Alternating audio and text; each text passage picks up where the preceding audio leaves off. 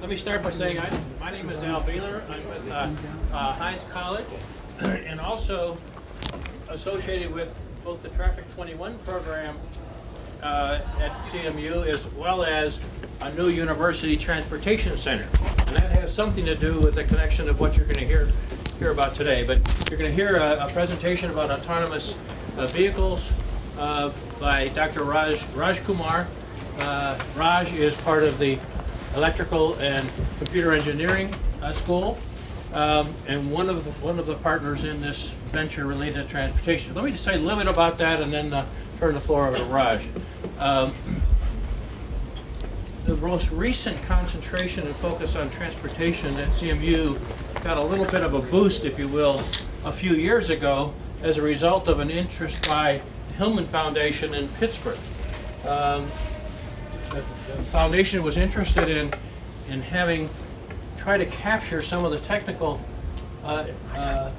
developments in transportation, try to capture them basically first on a Pittsburgh basis, and so they started looking around to see who might be in a position to do that, and they looked at Carnegie Mellon, and they specifically ended up, Jerry Cohen ended up asking Rick Stafford. Rick Stafford, wave your hand in the back.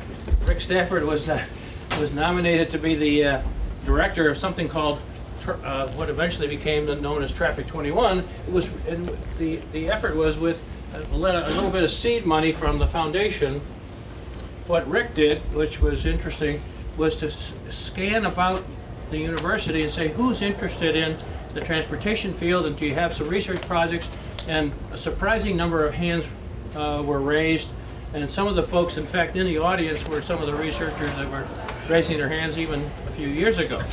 Because of some of the more advanced work that was done, had been already going on in some ways, and also then increased when the U.S.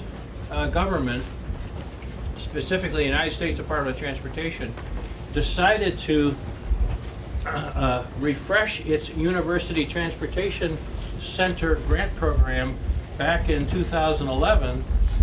Carnegie Mellon felt that it perhaps had enough strength in the combined efforts across many fronts and many colleges within CMU to see if it could be a player in that arena. Long story short is CMU submitted a proposal to become a university transportation center for the first time. The program, by the way, was started back in the late 1980s and been going on in various numbers since that time. But we became, on January 1st of 2012, one of 22 university transportation centers in a partnership with the University of Pennsylvania. So not only do we have kind of a focus here at CMU in Pittsburgh, we then had also a link to Philadelphia and really everything in between. Raj Rajkumar is the director of the University Transportation Center. Stan Caldwell and I, Stan, where are you? There he is. Stan Caldwell and I, in essence, provide part of the support team and try to make sure that we're working to connect all of the good work and leadership that Raj provides with the research groups with the outside world, whether it be various consortium partners and working with the city of Pittsburgh as an example, the Pennsylvania Department of Transportation, public and private agencies as well. Anyway, that's a little bit about the background. Certainly one of the efforts that's been huge at Carnegie Mellon, the whole robotics movement, and specifically now the subject of now autonomous driving. And with that, I'm going to turn the floor over to Raj to talk a little bit about that. It's one of the things as we think in the future, potentially, if we have a whole system now, vehicles that now drive by themselves or at least communicate with themselves, it's interesting to think about what those ramifications are. Anyways, Raj Rajkumar. Yeah. Thanks, folks. Good afternoon. Thanks for coming. This is, I believe, a fairly campus-wide group, so I'll try to keep the presentation at a fairly high level. I'm going to be talking about autonomous vehicles that can actually drive in the real world. It turns out that I'm the one making the presentation, but we actually have a very broad and very strong team behind the effort, and many of them actually are in the audience. So hopefully you can get to chat with them quite a bit after the presentation. So I guess before we start the presentation, I need to make a commercial here, right?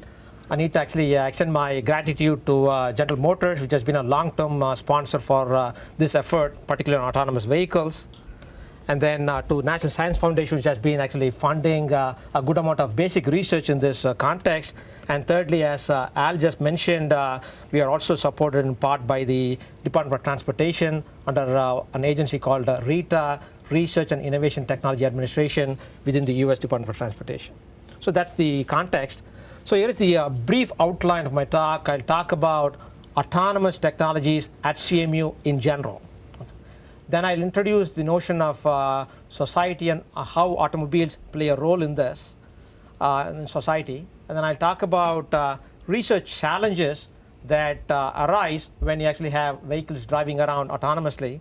And then I'll introduce the new platform that we have at CMU, an autonomous Cadillac. I'll give you a sense for that. I'll show you a bunch of videos highlighting the capabilities of the vehicle that actually as it stands today. I'll summarize maybe a few technical problems done by me and others on campus. Then I'll conclude. Hopefully we'll have some time left for some questions. Okay. Stop me anytime and we can go over stuff. Okay. So again, thanks for coming.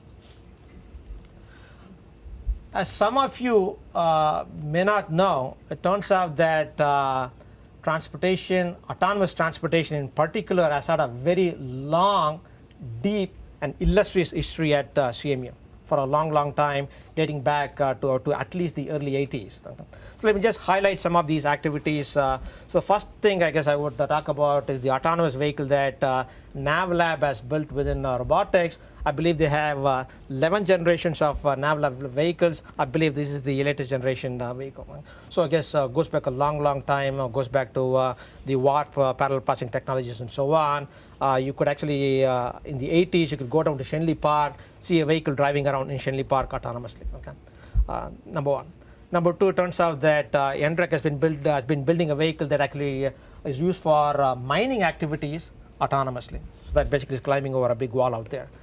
Here is basically a vehicle being built by NREC in coordination with Caterpillar, which has an office downtown, to build an autonomous haulage system.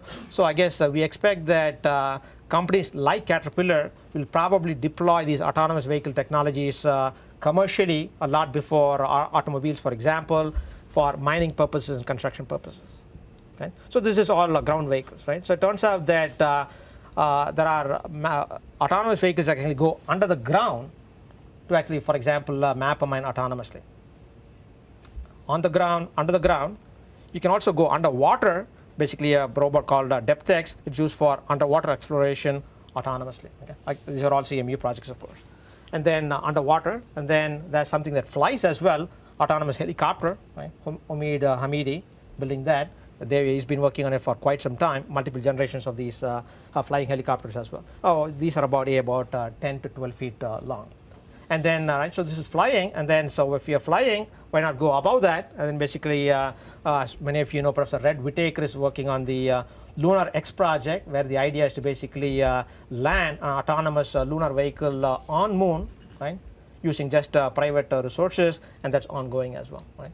So this basically tells you that going way back when, CMU has been a leader in this technology space, and then pretty much spanning all aspects of autonomous vehicles, all the way from underground all the way to space. Okay. It turns out that, and then there are other vehicles at NREC, which is the National Robotic Engineering Consortium, which is part of CMU also. Basically a bunch of autonomous vehicles here doing harvesting of different kinds on the field, pesticide spraying, for example, in orchards and such, something that can actually cut your lawn autonomously with spring coming up. Here is an autonomous robot basically traversing an industrial plant, a warehouse. Here are basically some entities being built for use by the defense and military establishment, which will probably be a very big customer. Early deployments have been there in the context of drones and such, but these things will happen very soon in the context of ground vehicles also. Right? So again, CMU has been, is, and will be a lead in this space for a long, long time. Okay? What I'm going to be talking about today is basically one particular slice of this technology when applied to commercial automobiles. So let's talk about automobiles. Okay? So it turns out that automobiles were invented, I guess, more than 100 years back, and then the 20th century is considered to be, for example, the American love affair with the automobile. But it turns out that there is a downside to this whole love affair. More than 1 million people die every year in automotive accidents on a global scale. As more Chinese and Indians become more prosperous, buy more cars, this number will only go up. It turns out it is the largest, automotive accidents are the largest global killer of the age group 10 to 24. Okay. In the US, it's actually even starker. It's the largest killer in the age group somewhere between 5 and 35. Okay. So these are kids who basically survive childbirth, infancy, and early childhood, and then die in an automotive accident. Okay. And then, of course, if more than 1 million people die, clearly there are tens of millions of injuries that result. And it turns out that even if you ignore all the sorrow and the grief and what the family has to go through, or the families have to go through, the global economic cost of these accidents in terms of medical care, disability, and property damage is more than $500 billion a year. Okay? So we are talking about significant societal and economic costs. So I guess let me add the following as well. It turns out that these accidents, more than 90% of these accidents happen because of human error. Right? Humans are tired, angry, distracted, drunk, right? All those things, right? Are basically just tooling around when they should be paying attention. Right? So it's basically really the humans are the problem. Right? Unfortunately, you cannot get rid of the humans, but hopefully you can actually at least get rid of the human on the driver's seat. Right? That's the end goal. Right? If computers are paying attention all the time, they're not being distracted, they're not being emotional, so maybe these problems can go down over time. And secondly, I guess those of us who, I guess, we live in Pittsburgh, we know this, but thanks to our tunnels and so on, we have 2 lanes on highways and such. Traffic delays are expensive. The average US driver spends literally a work week stuck in traffic per year. Right? It's roughly about 35 to 38 hours of time spent every year just stuck in traffic. Again, the European Union, I guess, estimates are that easily 100 billion euros wasted per year due to traffic congestion. And lastly, I guess we have, I guess, representatives from the Quality of Life Technology Center. I guess as people grow older, it I guess happens that men die sooner, women live longer, right? So basically, the spouse has died off, the woman is living all by herself, right? Over time, they lose the ability to drive, lose their license, and once they have lost their license, they lose their independence and self-esteem, and their quality of life actually goes down dramatically at that point. Okay. So the goals of this effort that we have put together is to actually build scientific and technological foundations that actually make transportation systems such as automobiles that are very popular, make them safer, and have them provide much higher throughput. Okay. And actually, if you look at, I guess, the TSET University Transportation Center that Al talked about, it is called Technologies for Safe and Efficient Transportation. So that's really the goal where the UTC came about. And it's not just about thinking great thoughts, writing down equations, and doing some analysis. We actually want to make sure that this works in practice. So we want to actually complement our research, if you will, by prototypes and real-world deployment. Right? So this, I guess, as at least the newcomers in the room may or may not know, CMU is very proud of. Okay? So we build large-scale integrated systems, and we excel at doing that. This has been the history of CMU for a long, long time. Okay? So the vision that we actually have in the transportation space is that, right? So there's some pictures of accidents up there, right? Right? So bad weather happens, rainy conditions happens, foggy condition happens, and people basically, I guess, there's an accident, there's a huge backlog. People are morbidly curious. So you slow down, see what's happening, right? And then soon as you pass that, you speed up, pass the speed limit, keep going. Right? What just happened, what you just saw, is a fact of modern life. Right? And we think that need not be a fact of life, and we want to change that. Right? So the grand challenge really, I guess, that we would like to solve is basically zero fatalities from automotive transportation accidents. Okay? We may never ever reach zero, But as asymptotically, if we go towards zero, society would be a big winner. So this would, I guess, zero fatalities in term would basically mean fewer accidents and injuries, much higher throughput and much lower traffic delays, right? Which probably means that you need to actually have a smart traffic infrastructure which incorporates information and communication technologies, which CMU has always been good at, right? And we need to be able to deliver information in real time, collect information in real time, process that, and then feed that back to the system, saying that under these conditions, accidents have happened in the past. People die, right, on these roads, on these stretches of roads, right? Let's basically not feed that back to the users and basically maybe try to redirect them, slow them down, or whatever action that needs to be taken, right? So the vision really is basically, can we build vehicles that do not crash? There will always be some problems. Basically, you're driving at high speed and a tire blows, okay? There will be accident, okay? But by and large, if things are relatively quiescent, can the vehicle not crash? Even if the driver does the wrong thing, the vehicle knows that it is actually running into a problematic situation and does not slows down the vehicle and stops at a safe location. So we actually imagine that deployment happening in the following phases. The first phase would be called semi-autonomy. The simplest example of that would be cruise control, right? Where you basically set your cruise control, after which you basically take your leg off of the gas pedal, right? The vehicle basically controls gas at that point in time. You steer, right? You're supposed to control your brakes, right? And there's something called adaptive cruise control in high-end vehicles today, where actually you can engage adaptive cruise control. You would leave control of your gas pedal and the brake pedal to the car. You only steer.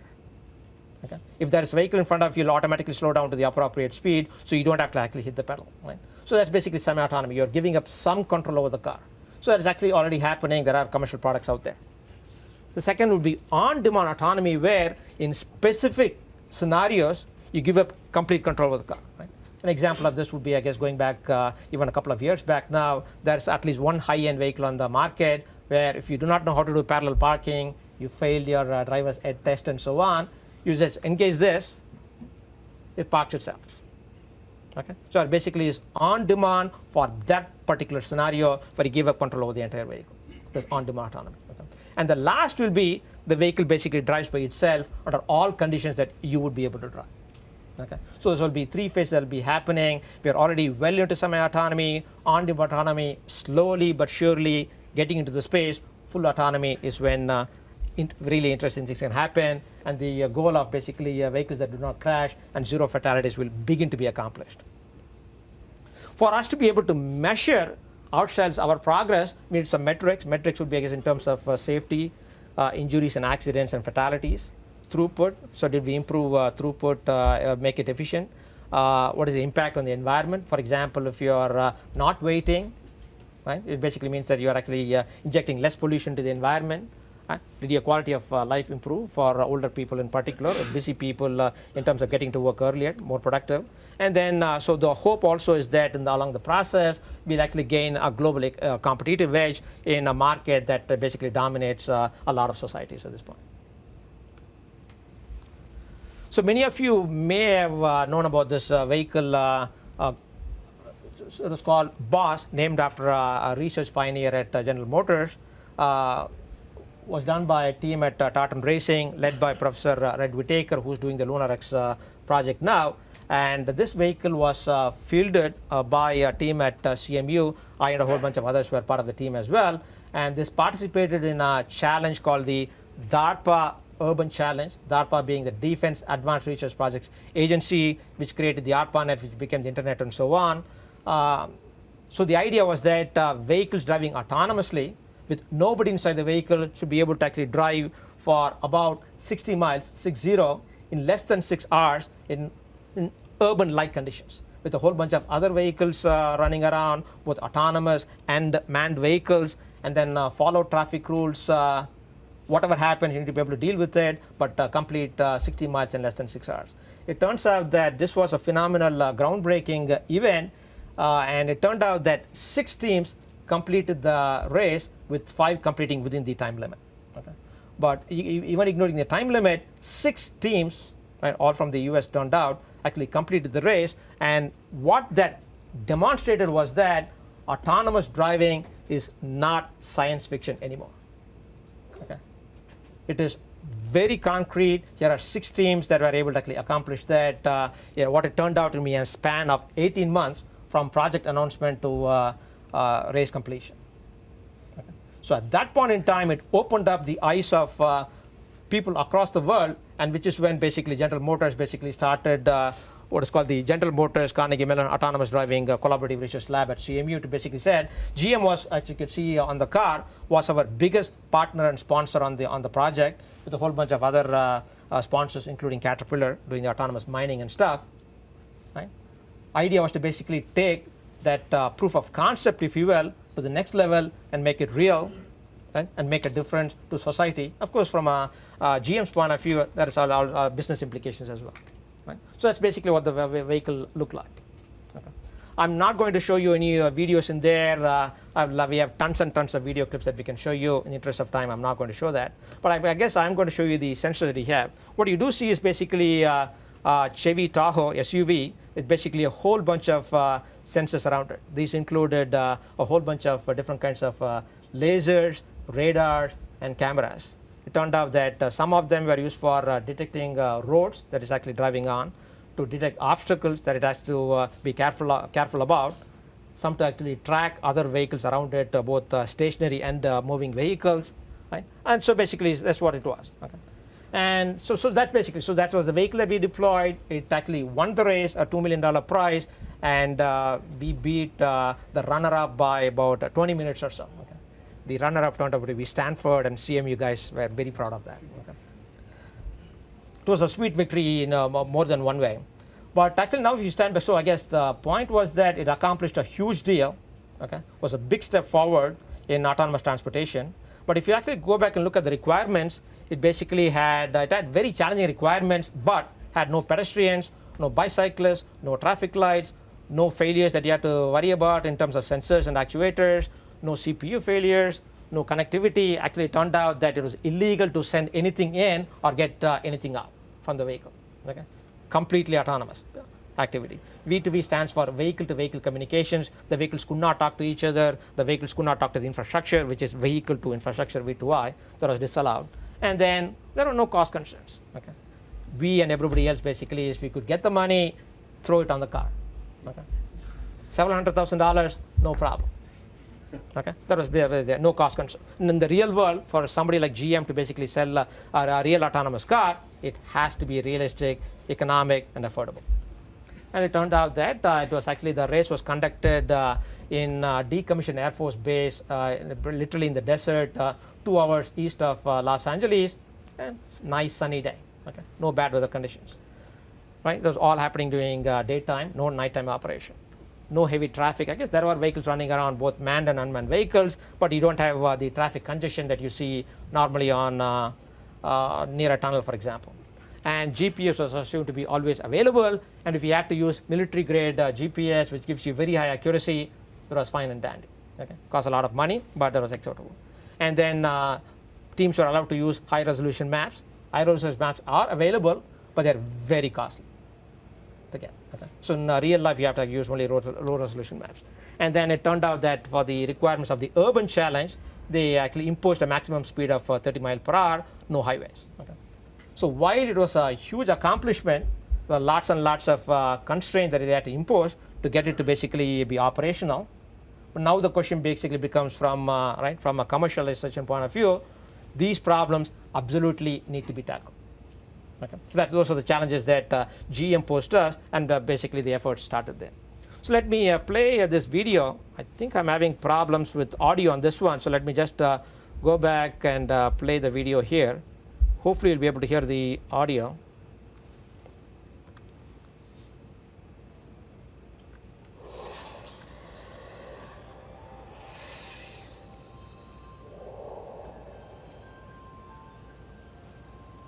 Imagine a car that can drive itself, that knows the rules of the road. Sound far-fetched? Not for the robot wizards at Carnegie Mellon University. They call this car with the brain Boss. I just don't like it. I'd rather drive myself, I think. That's scary. Why? You'd want to be in control. But the Boss is probably a better driver than you or I. Students built it for a Pentagon competition called the DARPA Urban Challenge, and it plied its way through a simulated urban environment without so much as a dinged fender. It was the undisputed champion in 2007. But the team didn't stop there. Down the road to a more precise, refined navigation system. They're supported by corporate sponsors and the National Science Foundation. It's constantly using its lasers, radars, and cameras to see what is going on. It's my turn to go, but I see somebody else coming in. It says, I'm stopping. The latest challenge is programming boss to valet park. Raj Rajkumar predicts that in as little as 10 years, this automotive marvel could replace human drivers on the road. The truth is, more and more Americans are paying less and less attention to the task at hand when they're driving. They're texting, they're talking, they're putting on makeup, they're shaving, they're reading a newspaper, or they're talking to a camera. But it can be a real killer. In 2008, 6,000 people died on U.S. highways because of distracted driving accidents. Another 500,000 were in. But will human drivers be ready to take a back seat? For some, not so much. Oh, no. That's a little dangerous. Others say, bring it on. Oh, that'd be wonderful. Sound like a good idea to me. To cut down on DUI, drunk driving. You just sit back and relax in the car, catch up on news, read email, or even take a nap. And leave the driving to boss. For Science Nation, I'm Miles O'Brien. So that video shows you that there are skeptics and there are believers.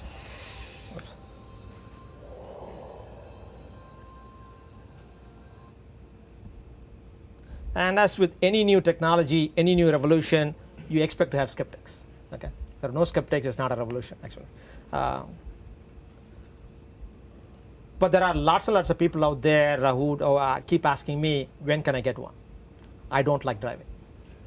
Okay, and meanwhile, I'll also, I guess, point me as an example. I love to drive. Okay, I guess drive too fast actually. But even me, there are times when I've had a very long night. I have to actually drive somewhere for a few hours. I would rather have somebody else be driving, right? Even so, even me, who basically who loves to drive, want to give up control at some point in time. So there's clearly a need for that. So actually, if you go back and think about that video, it actually talks about we are trying to actually demonstrate virtual valet capability. That comment always bothered us. So we actually had to go do it. So this is actually a demonstration of what we call a virtual valet capability. It's an example of on-demand autonomy. So the idea is that you go to a parking lot with your family, you get down, and you want to just walk with your family, and you want the car to basically to find its own parking spot. Of course, there's an app for that. You pick up your smartphone and you say, go park yourself. And so you leave. Jared, actually, who's the star of the video, is actually sitting in that corner. It finds an empty spot, parks itself, and after you had a good time with your family, when you come back, pick up your phone again, it says return, so you push the button. And you may recognize this is the Morewood parking lot. If you park your car there, my apologies. We did not get your permission when we were doing this. Okay, everything went well. We did not dent your car. So it actually turned out that actually it came in, parked in one direction when it was doing the parking. It actually goes the other way actually when it came out, because it understands one way, two way, based on map information. So you see this lady actually who looks at the car. Nobody's in the car. She just walks by. CMU is a great place. You get in, so basically came back wherever it was dropped off, and then Jared gets in and drives back home. Okay. So this is an example of on-demand capability. We were actually doing this in 2010, I believe. Okay. So I guess now let's stand back and say, okay, so given the DARPA Urban Challenge, 6 teams completing virtual valet capability and so on, what needs to be done? So it turns out there is a whole bunch of challenges that need to be addressed, both technical and non-technical, to make autonomous vehicles real. Okay. So the first one is basically what I like to call exogenous challenges where basically challenges coming from the exterior world, exterior to the vehicle, where you have to deal with the complexity and uncertainty that the real world throws at you. There will be bad weather conditions, poor lighting conditions, horrendous road conditions, particularly in Pittsburgh after winter, construction zones, accidents can happen out there, you need to find detours, information in your maps could actually be obsolete, GPS can be lost. Right? So the real world throws curveballs at you.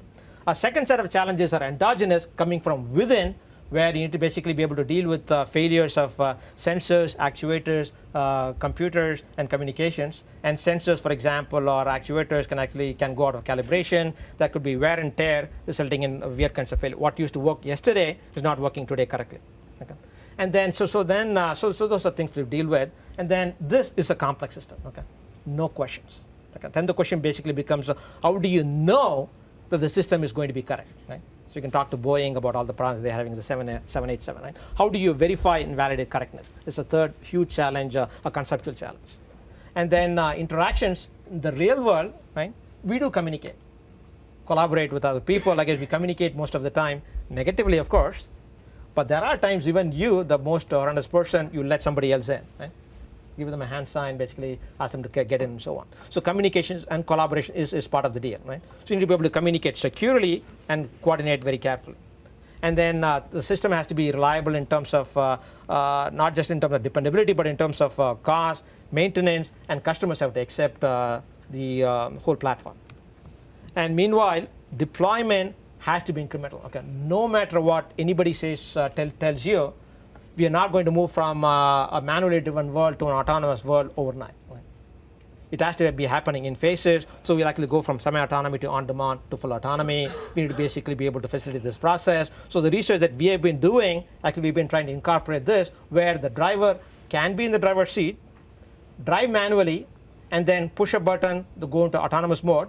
If he or she basically feels that not so sure about what the vehicle would do, take back control, the vehicle just seamlessly keeps moving, right? It can seamlessly go back and forth between autonomous driving and manual driving. Okay? So that we think will actually facilitate the whole process.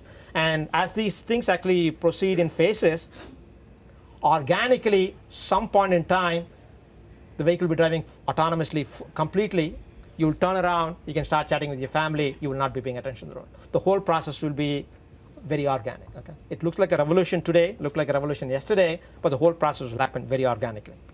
And then, of course, lastly, I guess there are legal implications, social implications, and so on. I used to be worried about this a lot. Okay, these days I'm a lot less worried about for a whole bunch of reasons. Okay? So I think over time, basically, you would rather have people die, or would rather basically have people drive in these cars safely for the most part. I think the second argument will definitely win over time. Whether it happens here or elsewhere doesn't matter. Eventually, it will happen here as well. So let's jump into some technical aspects. Okay. For example, if you include a bunch of sensors, you're basically getting data from these sensors. Could be lasers, radars, and cameras, right? All kinds of things. They need to be fused together, right?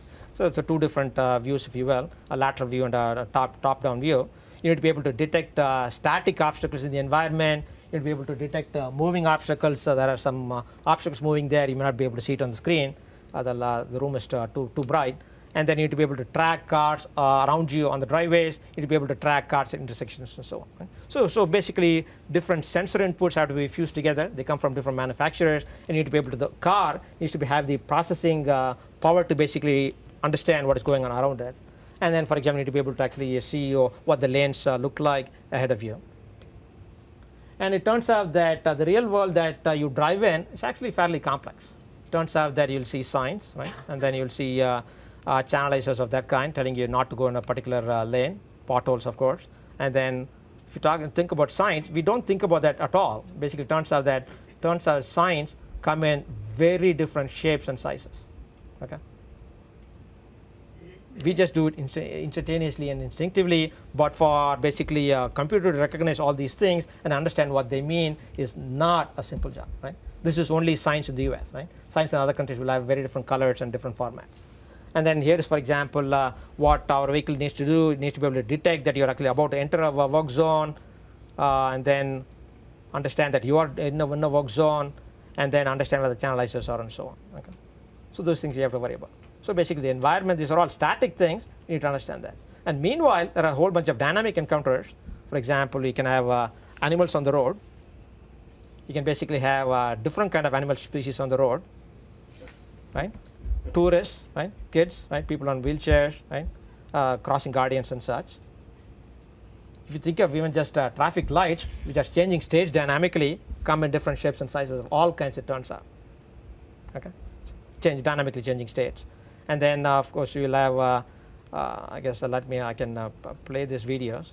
There could be pedestrians moving around.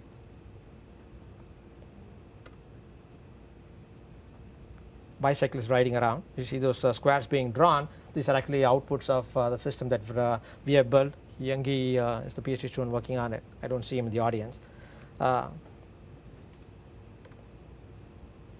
Same thing here, bicycles on the pavement. We can detect that. And here is actually a thing running on the platform that we have built. In places like China, for example, even now there's a lot of bicyclists riding around. So we do have grad students from countries like that who actually are brave enough to actually drive in front of a vehicle like this. So these are dynamic encounters, right? So it turns out the architecture that he built to actually come up with an autonomous vehicle basically has the following high-level blocks, if you will. There is a user interface for you to actually tell the vehicle what to do, and then it uses a bunch of sensors, right? Lasers, radars, and cameras. And basically there's a perception layer basically that fuses these sensor outputs and then creates what is called a road world model or a real world model, basically giving the car a sense for what is happening around the vehicle.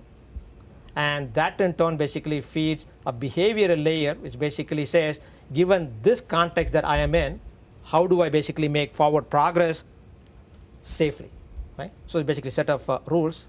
Junxing Wei is a student actually working on that. And there is a mission planner which basically says I need to get from point A to point B, so say from home to CMU. What do I do? What is the path that I take? That's mission planning. And then once behavior decides how to move forward safely, there needs to be basically a short-term path planner basically says what do I do in the next 10, 15, 20 meters? How do I basically go past the obstacles that I currently see? And TNU is somewhere. PhD student working on that is in the audience, TNU. So it's basically so there are multiple layers out there interacting with each other, and then once the planner generates something, it actually sends commands to vehicle by-wire controls. By-wire meaning that the computer basically sends commands over a wire or even wirelessly, telling the actuators what to do or what not to do. Okay. And then meanwhile there's a data logger which basically logs everything that is going on for debugging and maintenance purposes, and all of this stuff basically has to run on an embedded computing platform. And there's a health monitor basically that makes sure that every entity in here, including the sensors and the actuators, are actually behaving correctly. Right? And if not, it has to basically somehow notify the user that something is wrong.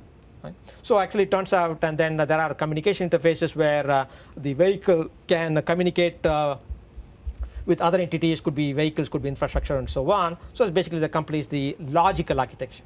Okay. You'll see different projects, different groups actually doing this one way or the other, but essentially these blocks have to be there in some form or the other. Okay. It turns out that some of these activities are quote-unquote hard real-time, meaning that, for example, by-wire controls, if it gets the command, it better process that on time. Okay. And meanwhile, the user interface, if it takes a few seconds longer, it's okay. So it's basically a hard real-time, soft real-time, and non-real-time activities going on. All of that have to be managed together, right? While some failures could be happening also. Right? So that's basically what the architecture does.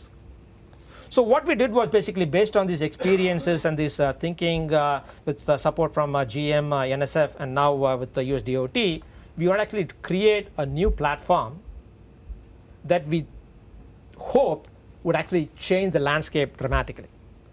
Meaning the vehicle should look and feel real to the end user. That is clearly a technology problem. Right? I talked about various challenges that has to be solved. Clearly there are regulatory problems where government, the legal side has to be involved to put the right rules for operations in place. Thirdly, at the end of the day, if people do not buy the car, cannot see themselves in an autonomous car, the whole point is lost. Nobody buys it. The market dies in its infancy. Right? So we basically want to create something like that. So actually so let's go back to BOSS. Okay. This sensor on top called a Velodyne 3D laser that actually spins around at about 10 hertz. Okay? That sensor alone costs $70K. That sensor alone costs $70,000. You add up all these other guys, I don't want to give you a number. Okay? It's too high to digest. Okay? And meanwhile, look at all these things sticking out. Okay? Can you imagine trying to convince your spouse, let's spend a few $100,000 to basically buy a vehicle that looks like that? Okay? As if you're an engineer, this looks like a beauty. Okay? If you're a normal person, it's a monstrosity. Okay? And now basically, I guess, you know that Google has been active in the space, thanks to, I guess, some key people in places like CMU and Stanford, looks like that. Okay? What they did was removed everything, just left that top guy in there. That's a $70,000 sensor spinning around on top, okay, with a metal frame on top of it. Okay? I would still say ask the same question. Would you spend basically $70,000 for the sensor, plus everything else, plus the car, plus all the other computing equipment, and buy a car that looks like that? Okay? My answer to Google would be, sorry guys, the answer is still no. Right? From an aesthetic point of view. Okay? From an operational standpoint, here is something that is sitting there, and you could be driving at high speeds, wind blowing at that thing, the thing is rotating, anything that moves, basically facing headwinds, it's a no-no. It's a clear no-no. Okay? You can read all about Google all over the place, but the answer still is a no. It is not going to work in practice. It is not. Okay? We have to be honest with ourselves. Okay? Okay? So what we end up basically doing is basically building this car, which basically what we believe is looks like a normal car. When, for example, Jared and our team basically try to do a demo, we'll basically bring the visitors over. The car will actually, Jared will be driving the car there, and they'll say, where's the car? Okay? The car is just standing right in front of them. It is a normal car. That's what the exterior looks like. Okay? It's not impractical. It looks real. A person can imagine themselves being in the car. So we are in the process of changing the social perception, and I think we are well along that way. Okay? And then it turns out, if you look at think in terms of trunk space, the Chevy Tahoe that actually won the DARPA Open Challenge in 2007 had a huge trunk. It's completely taken over by electronics. Okay? Convince basically in your grocery trip, you will not use your trunk space, and for all the money that you paid for this car. Okay? That's what it is. And if you actually look at even, I guess, I believe this is the Google car. I may be wrong. They may have a more recent version. The trunk space is still occupied by less electronics, but still a lot of electronics sitting in there. Okay? You definitely need your trunk space. At least your kids need the trunk space. Okay? And what we did was basically empty trunk space. The trunk space is completely available to you. You do not see any electronics in there. Okay? We hid, I guess the electronics is still there, of course. It's just hidden in the right places where you don't see it. Okay? That's with with respect to the driver and the passenger space, here is basically what actually the boss insides look like. When you get in the driver's seat, you have the steering wheel in front of you. You see these two terminals staring at you to your right. Okay? You have to be trained to basically use these terminals to start the car, to change gears, and to basically, I could not drive this vehicle because I was not trained in this. Okay? That was basically what the user interface looked like. Okay? And meanwhile, here is basically a car actually, I guess, built by a French group, I believe. Okay? Here's basically how they drive. There's basically stuff sitting in the back seat, leaning over, and basically rotating the steering wheel. Okay? The driver's seat is gone, and the passenger seat is gone, and you have this thing sitting next to you. Okay? Who wants a car like that? Okay? And it turns out that in our vehicle, it basically even the displays that we use for display purposes uses the stock display on the vehicle. Okay? It looks like a normal vehicle. Absolutely no. If you get in there, you can actually put in the key, turn it, drive it, no problem. Okay? The only difference is that you basically see two differences. There is a button in here. If the vehicle is ready to go into autonomous mode, which actually will tell you that, you basically pull it, it goes into autonomous mode. Okay? If you want to take back control, you just push it. Just pushing down is basically a natural reaction. In an emergency, you just reflexively basically push it down. You'll get back control, and you're driving manually at that point. Okay? The only other change that we made is basically this big red button. Okay? This is a development vehicle. If things go wrong, we don't want anybody to get hurt, particularly people of our team. Okay? We trained them long and hard. Okay? And if you see any life critical system without a red button like that, don't go near the system. Okay? So that's what we have. And then here is a different view. From a driver's point of view, inside looks pristine, No differences. So the exterior looks clean, the trunk looks clean, and the interior looks clean. Okay. So in terms of mentally visualizing an autonomous vehicle, we are there already. Okay. So that's the exterior. So it's a 2011 Cadillac SRX. That's the new vehicle. You saw that on the posters, I guess. Looks like that. Okay. And then the interior basically looks like that. So we basically saw the in-stock display where you do the vehicle controls is used for displaying our stuff. So normal demo that anybody does that, including the Google folks, they'll actually bring a laptop in. As the guy sitting in the passenger seat next to the driver will be actually tinkering with the software, and the driver is driving. Usually look at everything on the laptop. There is no laptop here. Everything is completely packaged in. So aesthetically, we did the right thing. I guess I'm happy to say that everything that you see here was actually done by people at CMU. Actually, it turns out that no external entity was involved. Okay. And if people sitting in the back seat do not miss out on the action, they could be watching the action right on the screens in front of them as well. Okay.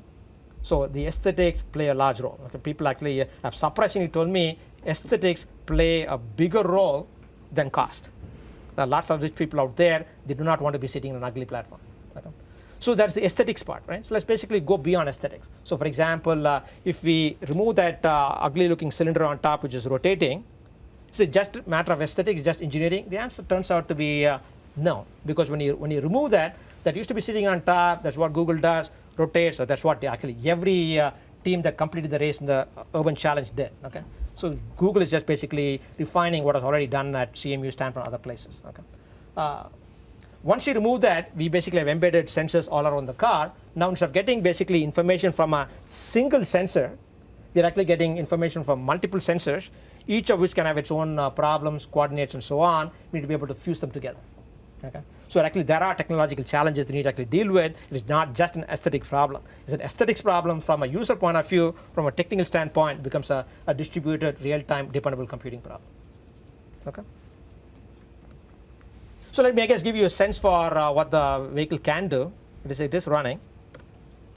So this is actuation and startup. Should start. So it's drive-by-wire, computer sense commands. The vehicle, the steering gets rotated.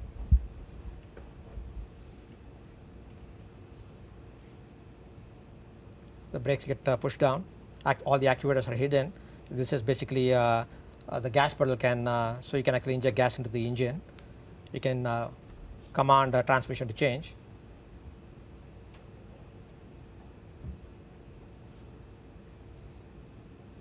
So with nobody behind the wheel, it can drive itself.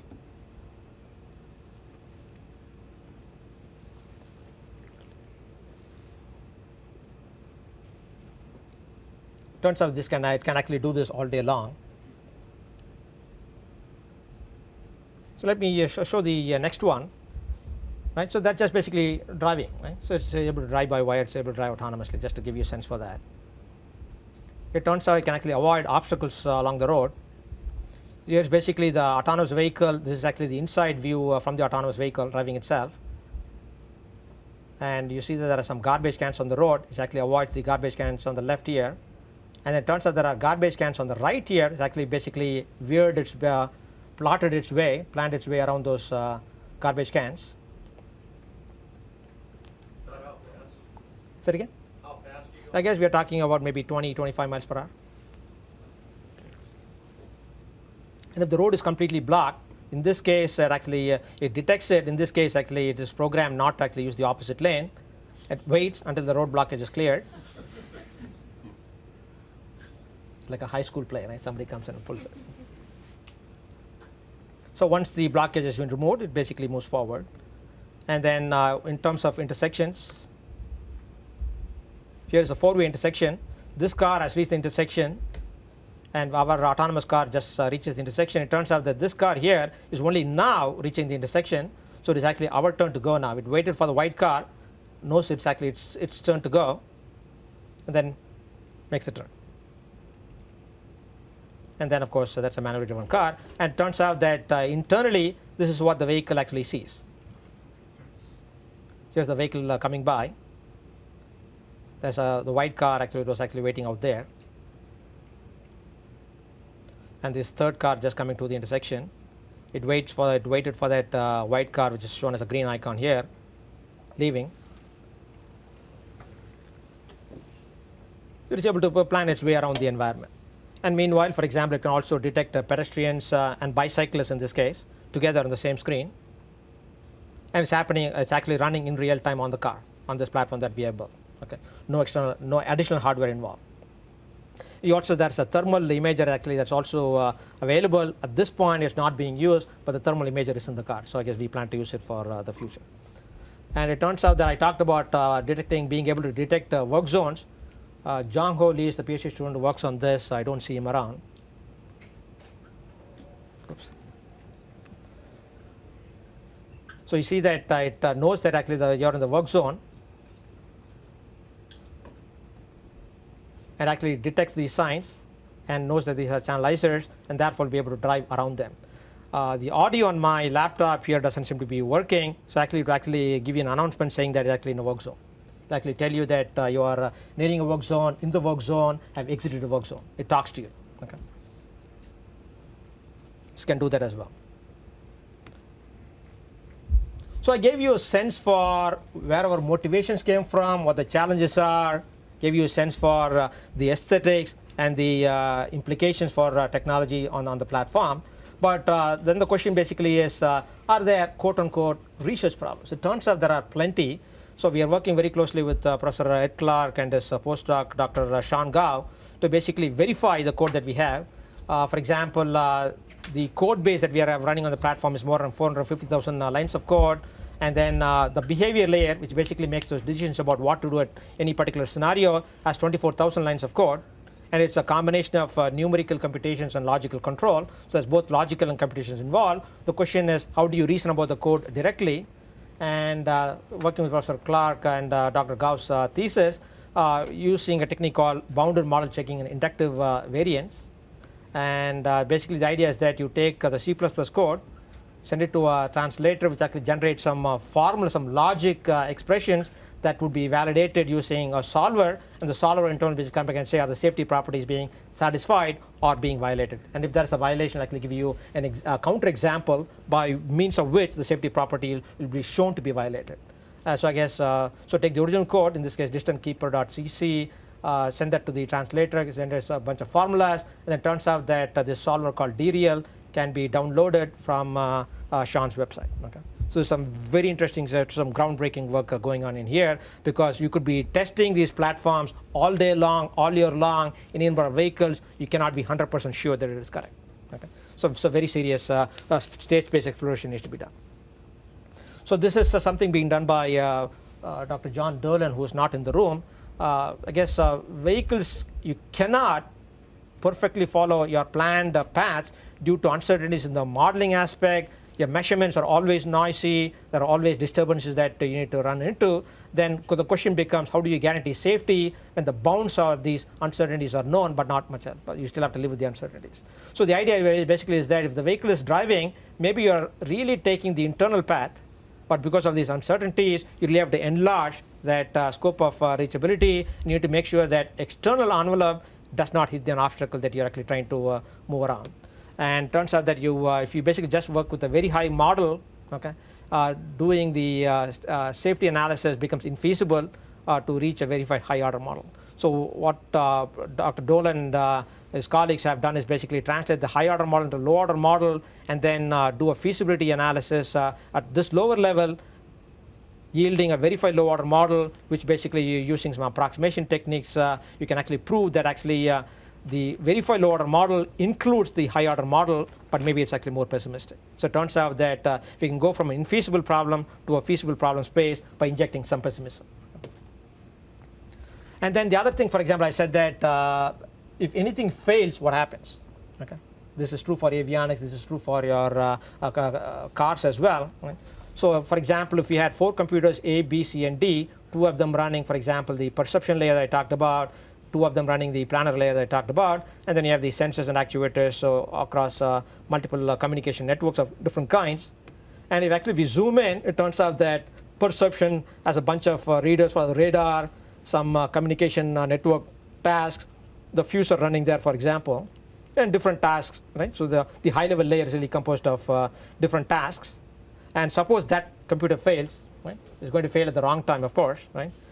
What would happen is that the car would become completely blind. There's no sensory input coming in which case you have all the controls, you have the processing going on, but the car becomes blind. So what we have done, like Jun Sung Kim is a PhD student working on this with me.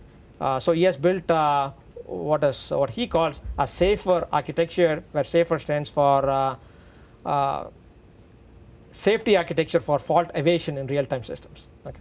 So basically we have this running where basically if a processor fails, we'll automatically detect that and migrate the task running on that failed processor to a different processor, and the system continues to run.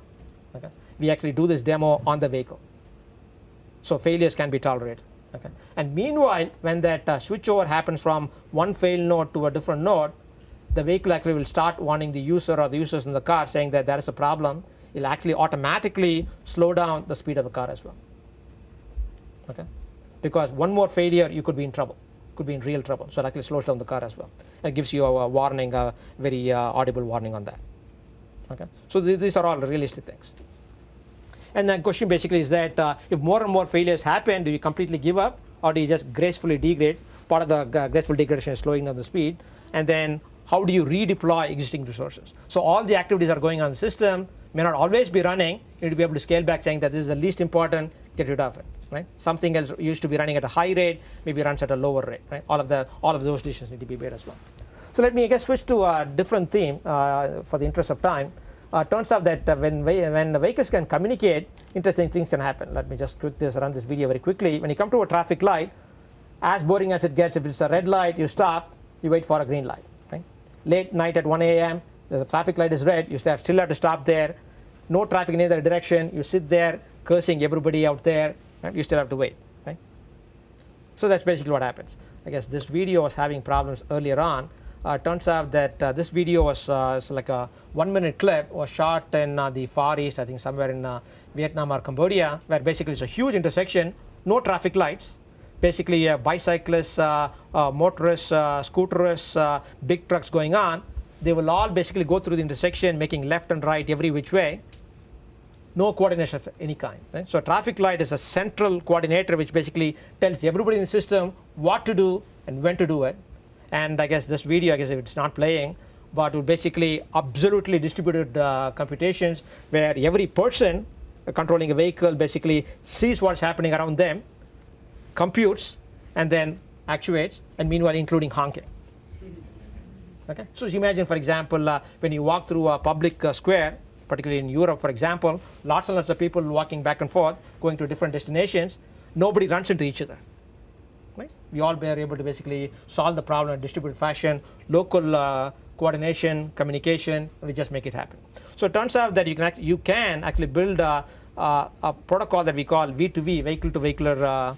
I have Reza Azimi sitting here doing this PhD on this topic, where basically when vehicles come to the intersection, they broadcast who they are, that they are arriving at the intersection at a particular direction, they want to go in a particular direction after the intersection, and they just all locally get the information, coordinate, and keep moving. No traffic light required, no centralization required. Okay. It turns out that when you, so there's a whole family of protocols in there, but it turns out that when you do this, throughput, depending upon the assumption that you make, could increase, throughput can increase by 60, 70, 80%. Okay. Significant improvements without compromising safety. Okay. So those are the new things that will actually get enabled in terms of efficient throughput. So it turns out that so that's not just a theory. We have implemented those communication protocols inside the vehicle as well. So let me give you a quick sense for that. So the vehicle, this is the autonomous vehicle driving in real life. Actually, so that's the real life video from outside the car. It turns out, I think. So actually, you can see there's a traffic light in there, red light, red light. Okay, the traffic light communicated its state wirelessly to the car. The car stopped, and once it became green in here, you see the green light there, and so the virtual light is green. It turns around. So you can actually communicate inside. So we are in the process of establishing multiple test beds in and around Pittsburgh, where the traffic lights will talk to the car about its state, so actually the vehicles know when to stop, when to go. Okay. So here's a second case where basically we injected a bunch of virtual vehicles into the environment, because we have the resources only for building one car, but you need to be able to test it with a whole bunch of cars. Yes, I can maybe play this a little bit again.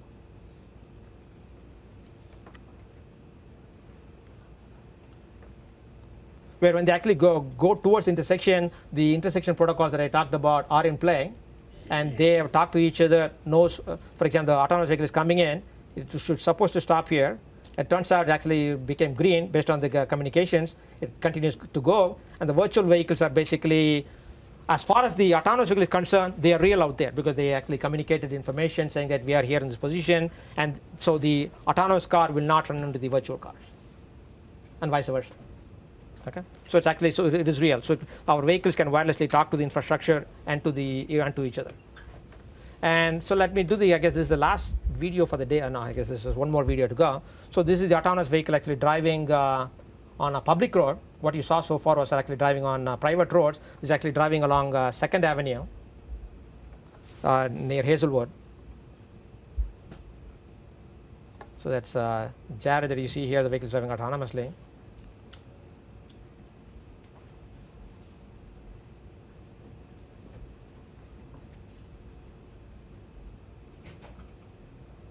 And that's what you see from inside the car.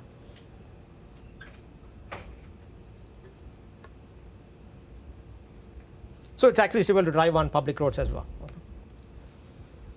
So the technology is progressing at a very rapid clip. Okay. Both from a user perspective, from a regulatory perspective, I've not talked about that, but from a technological perspective also. Good strong team. But there'll be a whole bunch of intermediate milestones where basically you'll have your car becoming smarter and smarter with active safety and convenience features, where actually give you warnings about pedestrians, children, bicyclists, and animals. You already saw the virtual valet demo capability, and there will be an on-demand autonomy feature that actually you'll see, we hope, right? Not in the too distant future. Highway chauffeur, where right, you basically need to drive 4 hours on the highway, you give up control, the vehicle just drives on the highway. Right? The speeds are higher, so maybe it looks like it's more dangerous, but turns out to be a lot more structured. No pedestrians, no bicyclists, and so on the highway. Right? So just basically on the highway. And once you basically take the exit, you take back control and keep going. I guess even before that, actually a traffic jam chauffeur will happen, where if you're stuck in a traffic jam moving at a few miles per hour, right, you're just moving very slowly, engage the autonomous button, it moves slowly, making forward progress. At some point when the traffic jam clears, it beeps, you take back control, and you keep going. Right? None of this road rage business, yelling at people, cursing at people, and so on. Right? And then for all these to happen, you need to actually have the appropriate infrastructure, which gives you dependable, safe, embedded computing and communications. Right? All of that is required for any of this. So it turns out that in order to basically have a consolidated effort, we actually have multiple focus centers. I already talked about the GM CMU Autonomous Driving Collaborative Research Lab, which has been the primary sponsor of this effort since 2008. And turns out that NSF, they granted us this large project in the so-called Cyber Physical Systems program, where the title of the project is Advanced Transportation Systems, looking at the basic research questions like what Professor Clark is looking at. And then, so the new center that Al talked about, Technologies for Safe and Efficient Transportation, the TSET University Transportation Center. If you want more information, you can go to the website in there, utc.isis.cmu.edu. UTC is University Transportation Center. ICE is Institute for Complex Engineered Systems. That's the multidisciplinary, quote-unquote, department within the College of Engineering, which is CIT. So the other members of the NSF, I mentioned Professor Ed Clark, we have Dr. John Dolan, Professor Andre Platzer, Paul Ripsky, David Wettergreen from robotics. So a car, particularly a technology of this kind, is truly multidisciplinary. So basically you have people from multiple departments within campus. Okay.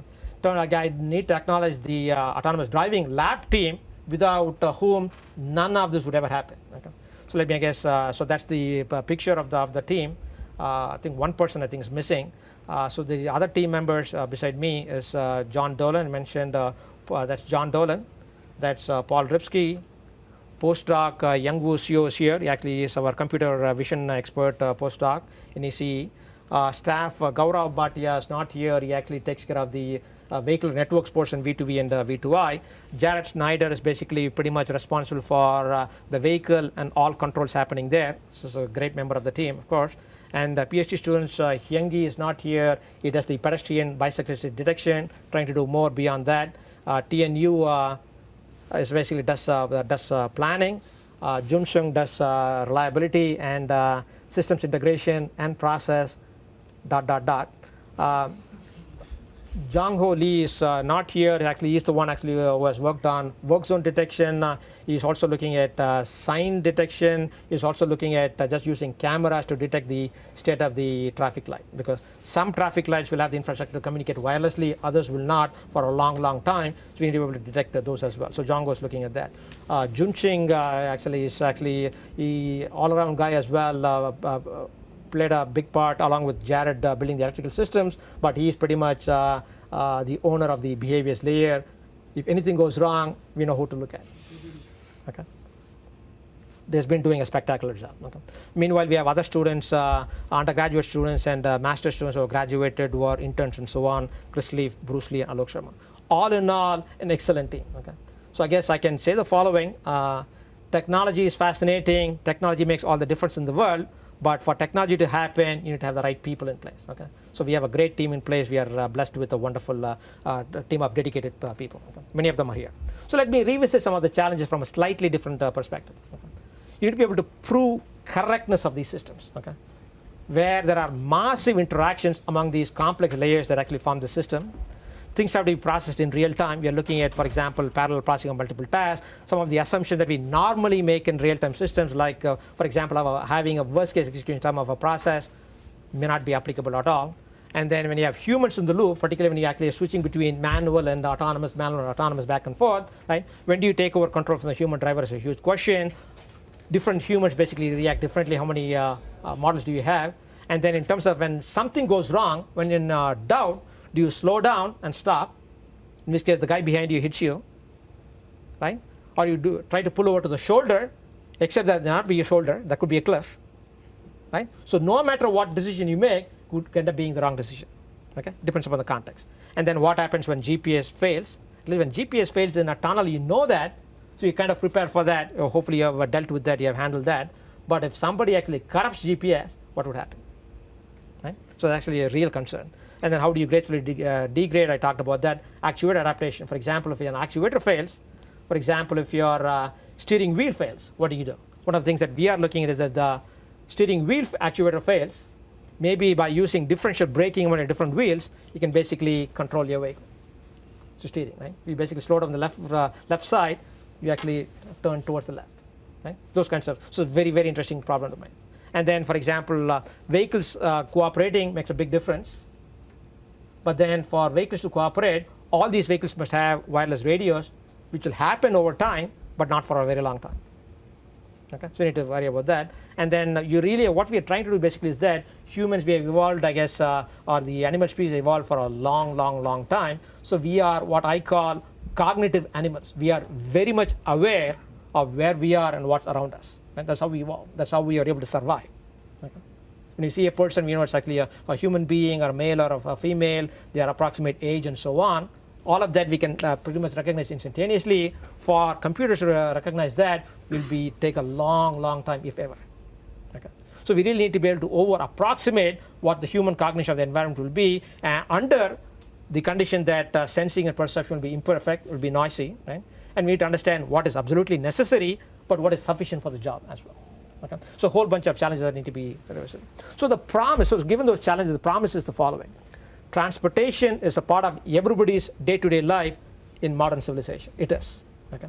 And it turns out that the domain is very ripe for and receptive to new technologies in the cyber-physical domain, where basically the cyber components of computing and communications basically have to monitor and control things happening in the physical world. Okay. And it turns out that multidisciplinary inputs and impact are both necessary and inevitable in this space. If all of that sounds like plenty, we think it's a drive in the park.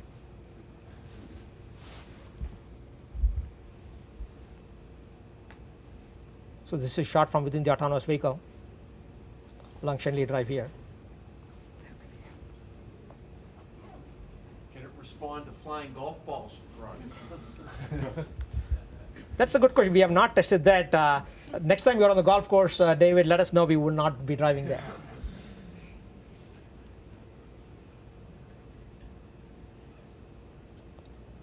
So you saw actually a view from within the vehicle, I guess a view from behind the vehicle, and that's the autonomous Cadillac SRX. Thanks for your time. I'll take some questions.